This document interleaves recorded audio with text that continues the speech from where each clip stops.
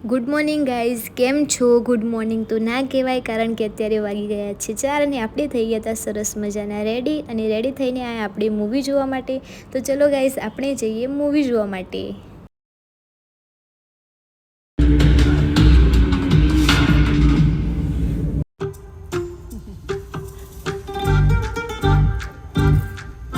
अब इतनी सुंदर लड़की का हाथ अगर उठा है तो किसी गाल पे तो पड़ना ही चाहिए.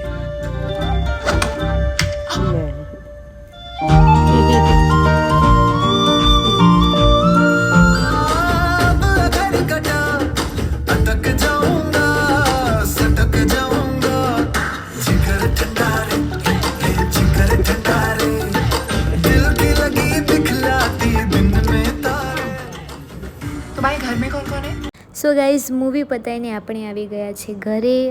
અને બહુ જ સરસ મજાનું મૂવી હતું. તો ચલો ગાઈઝ, મળીએ કાલે. જય શ્રી કૃષ્ણ.